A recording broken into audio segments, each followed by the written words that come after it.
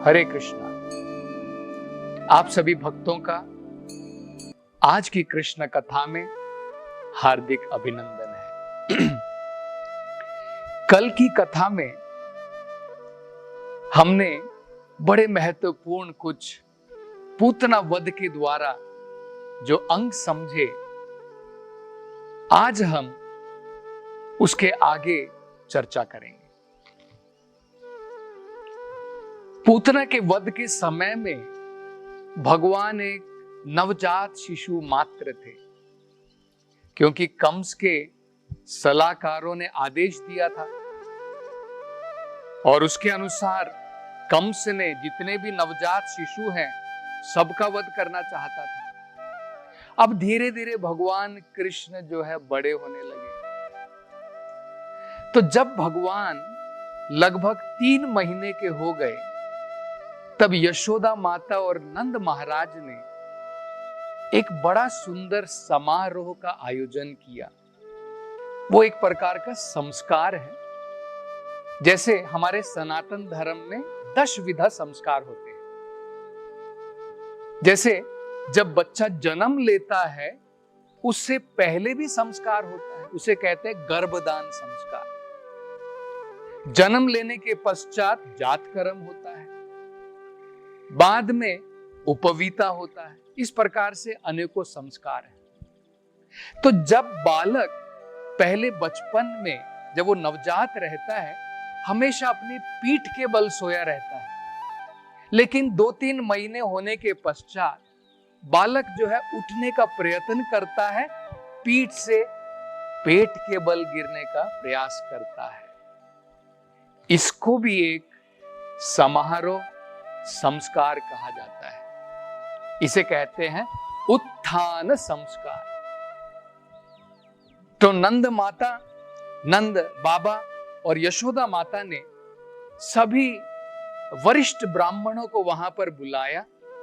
तो यशोदा माई ने देखा कि कृष्ण जो है गाढ़ी नींद में सो गए हैं, तो उन्होंने सोचा कि मैं उनको पालने में रख देती हूं और अपने काम में व्यस्त हो जाती हूं, क्योंकि अनेकों प्रकार के मेहमान आने में लगे थे, ग्वाल बाले आ रहे थे, गोपियां आ रही थी इस समारोह में भाग लेने के लिए। तो उन्होंने क्या किया, उनके घर के आंगन में एक छकड़ा गाड़ी थी।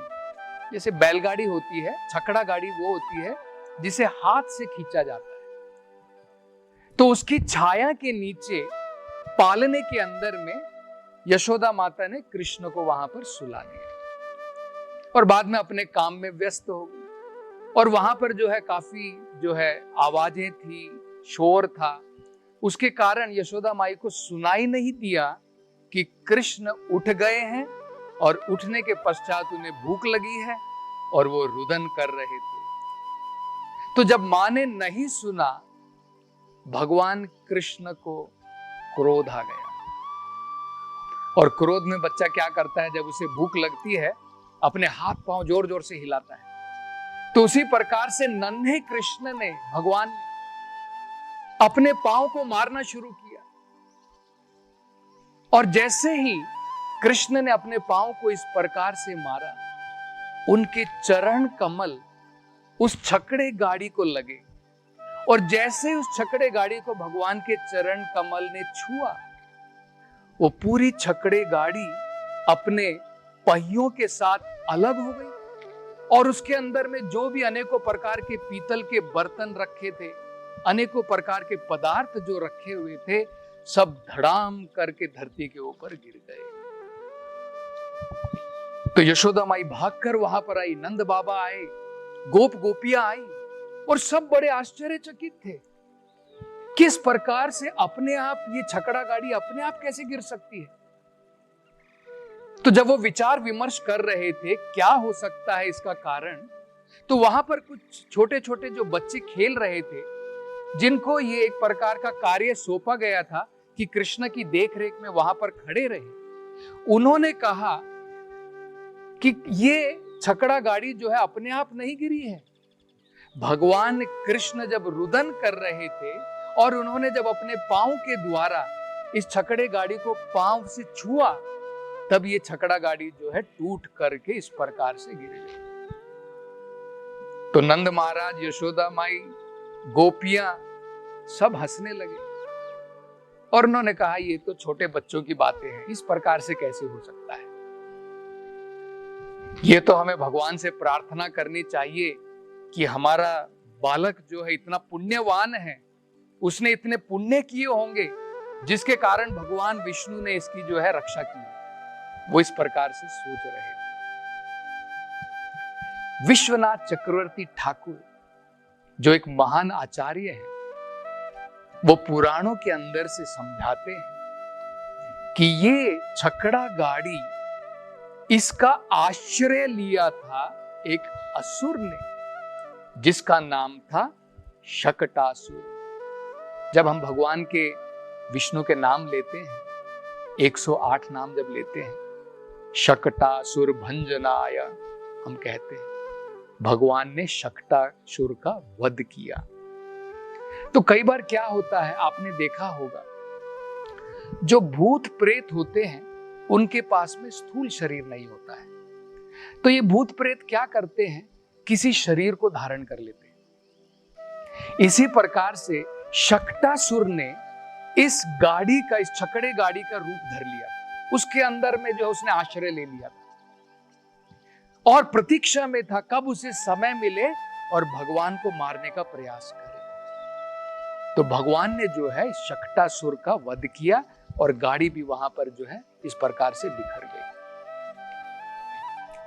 इस संदर्भ में विश्वनाथ चक्रवर्ती ठाकुर एक बड़ा महत्वपूर्ण अर्थ समझाते हैं।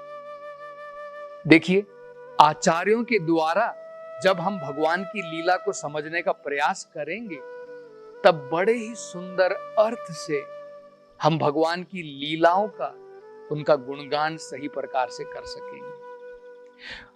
विश्वनाथ चक्रवर्ती ठाकुर जी कहते हैं, जब भगवान कृष्ण, उन्होंने जब वामन अवतार लिया और जब भगवान बलि महाराज से उनका राज्य छीनना चाहते थे, उन्होंने जो अपना विशाल कदम ऊपर की तरफ उठाया, पहले वामन के रूप में थे, छोटे थे, लेकिन जब वो बलि महाराज से उनका राज्य लेना चाहते थे, तब भगवान ने अपना कदम ऊपर की तरफ उठाया।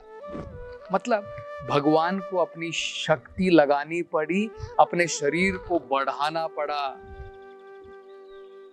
तब जाकर के भगवान ने वो कार्य किया। जब भगवान नरसिम्हा के रूप में आए, उनको अद्भुत रूप धारण करना पड़ा हिरण्यकशिपु का वध करने के लिए। लेकिन जब भगवान नन्हे कृष्ण के रूप में थे, पालने से भी भगवान ने केवल ना तो उन्होंने अपना रूप बढ़ाया इस शकटासुर का वध करने के लिए, ना भगवान ने अपना रूप बदला, केवल भगवान ने अपने पांव चलाने के द्वारा, जस्ट अपने पांव के छूने मात्र से शकटासुर का वध कर दिया। ये भगवान की अद्भुत लीला है। इसके पश्चात सभी जो वरिष्ठ ग्वाल बाले थे वहां पर, उन्होंने सबने मिल करके इस गाड़ी को दोबारा जोड़ा और सारा सामान उसमें दोबारा वापस रख दिया। इसके पश्चात धीरे धीरे जब समय बीता और जब भगवान 1 साल के हो गए, जब 1 वर्ष बीत गया, जिसे आज हम जन्माष्टमी के रूप में बनाते हैं, हर एक वर्ष जब भगवान का जन्मदिन होता है, तो पूरे गोकुल में भी बड़े ही आनंद के साथ में जन्माष्टमी का महोत्सव मनाया गया। भगवान कृष्ण का अभिषेक किया गया। उसके थोड़े समय के पश्चात कंस ने गोकुल में एक और राक्षस को भगवान कृष्ण का वध करने के लिए भेजा। इस राक्षस का नाम था तृणाव्रता। उस समय गोकुल में मां यशोदा कुछ समय तक भगवान कृष्ण को, नन्हे बालक को अपनी गोद में ले करके थपेड़ रही थी। और भागवतम में कहा है लालयंती। लालयंती का मतलब है कई बार माँ अपने बच्चों के साथ में, छोटे बच्चों के साथ में क्रीड़ा करती है, खेलती है। कैसे खेलती है? बच्चे को अपनी गोदी में उठा करके हवा में उछालते हैं और जब बच्चा हवा में जाता है खिलखिलाकर हंसता है और बाद में माँ उसे दोबारा गोद से जो है हवा से दोबारा गोद में ले लेती है। तो इस प्रकार से जब यशोदा माँ इस प्रकार से भगवान के साथ में प्रेम की क्रीड़ा में लगी हुई थी, भगवान ने तुरंत अपना भार बढ़ा लिया। पर्वत के समान मानो भगवान भारी हो गए। तो जब यशोदा माई ने देखा कि वो भगवान कृष्ण को उठा नहीं पा रही है, तो यशोदा माई ने क्या किया? भगवान को जमीन के ऊपर रख दिया और बाद में अपने कार्य में व्यस्त हो गई। इसका एक कारण था। भगवान क्यों उन्होंने अपना भार बढ़ाया, उसको हम बाद में समझने का प्रयास करेंगे। फिर क्या हुआ? ये तृणावर्त प्रतीक्षा में था। तो जैसे ही उसने व्रज के अंदर में प्रवेश किया, उसने अपना घोर रूप अपनाया। वो किस रूप में आया था? बवंडर के रूप में। जैसे आंधी आती है, तूफान आता है। बवंडर क्या होता है? गोल गोल घूमता हुआ तूफान जब आता है, उसमें क्या होता है? पूरे जमीन की जितनी भी मट्टी है, जितनी भी धूल है, सब जगह इस प्रकार से फैल जाती है कि लोगों को कुछ दिखाई नहीं देता है, सब जगह अंधकार हो जाता है। तो तृणावर्त ने क्या किया था? अपनी योग शक्ति के द्वारा इस प्रकार का बवंडर बनाया, लोगों को कुछ दिखाई नहीं दे रहा था।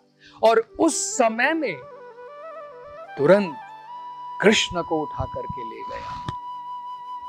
अब यह भी बड़ा समझने लायक है। कृष्ण यशोदा माई के लिए बहुत भारी हो गए, नीचे रखना पड़ा। अब कृष्ण कहां से इतने हल्के हो गए?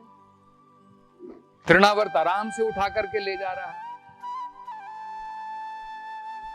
बाद में तृणावर्त ने भगवान कृष्ण को अपने कंधे पर ले लिया। कंधे पर ले जा करके दूर ऊपर आकाश में उड़ने लगा, बहुत ऊपर चला गया। यहां पर यशोदा माई जब उन्होंने देखा कि उनका पुत्र वहां पर मौजूद नहीं है, गोपियों ने देखा कृष्ण वहां पर नहीं है जहां पर यशोदा माई ने रखा था, बहुत दुखी हो गए।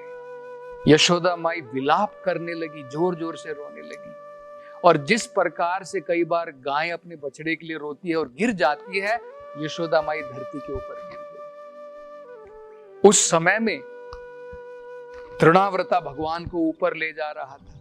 भगवान कुछ देर उसके साथ में खिलवाड़ करते रहे। उसके कंधे को एक प्रकार से, जैसे हम लोग हॉर्स राइडिंग करते हैं ना, घोड़े की सवारी करते हैं, भगवान उसकी घुड़सवारी कर रहे थे। तो थोड़ी देर तक घुड़सवारी करने के बाद में भगवान ने अपना भार बढ़ाना प्रारंभ किया। जब भगवान ने अपना भार बढ़ाया, तृणावर्ता को लगा कि इस भार को तो, ये तो एक बड़े लोहे के बराबर है, बड़े पर्वत के बराबर है। अब और ऊपर ले जाना चाहता था, वो नहीं पॉसिबल हो सकता। अब उसे नीचे आना पड़ रहा। तब उसने सोचा, भाई नीचे तो मैं आ रहा हूं, लेकिन ये बच्चा, अब मैं इसे कैसे फेंकूं? क्योंकि ऊपर से मैं जब गिरूंगा तो मेरा तो सर्वनाश निश्चित है। तो किसी ना किसी प्रकार से इस बच्चे से छुटकारा पाना चाहता था, लेकिन वो नहीं पा सका। बच्चे से छुटकारा भी नहीं पा सका। ये भी भगवान की ही एक असीम योग माया शक्ति है। जैसे कहा जाता है, तृणावर्ता, उसके अंदर में जो शक्ति थी उसे महिमा शक्ति कहते हैं। महिमा का मतलब होता है बड़े से बड़ा आकार जो ले सकता है, बिगर देन द बिगेस्ट। लघिमा का मतलब होता है जो तृण से भी हल्का हो सकता है। तो अनेकों प्रकार की योगिक शक्तियां होती हैं। तो तृणावर्त और भगवान की शक्तियों के बीच में एक प्रकार से कंपटीशन था, स्पर्धा थी। लेकिन कोई भी व्यक्ति भगवान की शक्तियों के सामने सीमित है। भगवान योगेश्वर है, सभी योग शक्तियों के भगवान स्वामी हैं। तो भगवान जब इतने भारी हुए तो उनका भार तृणावर्त भी नहीं सह सका और ना ही भगवान को अपने शरीर से अलग कर सका, और इस प्रकार से भगवान के द्वारा भार होने पर तृणावर्त धरती के ऊपर आके गिरा अपने शरीर के साथ में, और उसने अपने प्राण त्याग दिए।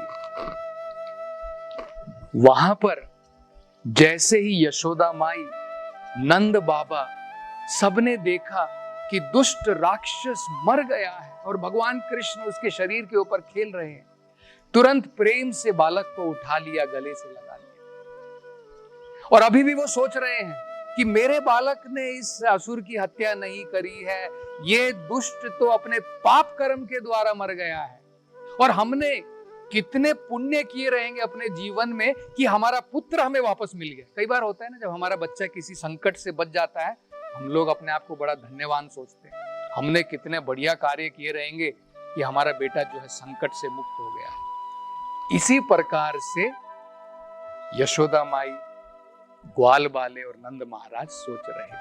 अब कल की कथा में हम ये समझने का प्रयास करेंगे, भगवान कृष्ण अपनी मां के लिए पहले भारी क्यों हुए, बाद में भगवान तृणावर्त के लिए हल्के क्यों हुए, और दोबारा बाद में भगवान भारी हुए। ये हम कल की कथा में समझने का प्रयास करेंगे। हरे कृष्ण।